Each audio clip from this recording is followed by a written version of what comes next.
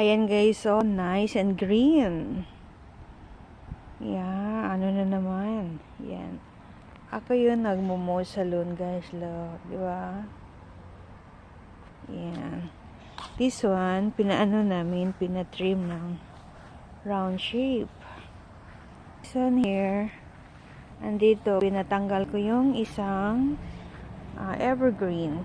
Kasi malapit, masyadong malapit sa yung isa, lagyan ko siguro lang yung magtanim ako dito ng isang flower plants. Tingnan mo yung mga lemon ko guys, oh.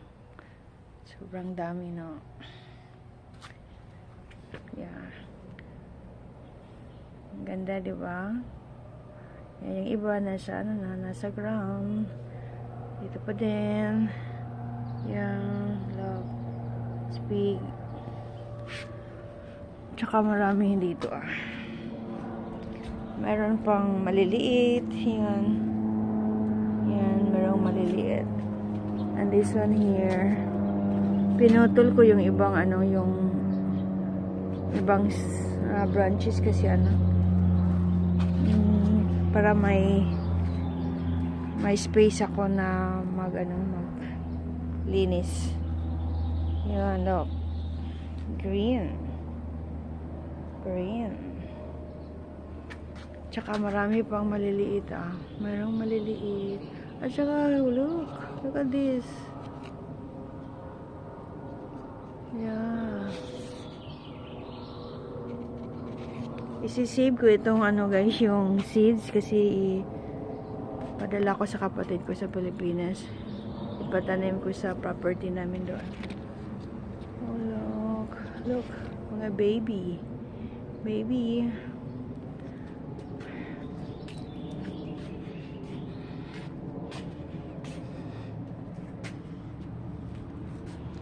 So here, so marami pa din.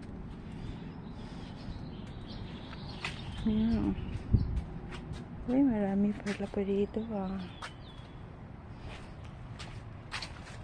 Yan. May green din doon. Kailangan kong i-trim yun nasa taas. Sobrang matayog. Yeah, may space na ako. Look, I need to anuhin ko pa ito. Last week malinis ito, ngayon dahil sa sobrang lakas ng hangin. Okay guys, ipakita ko yung buong sa fruit tree ko. Yan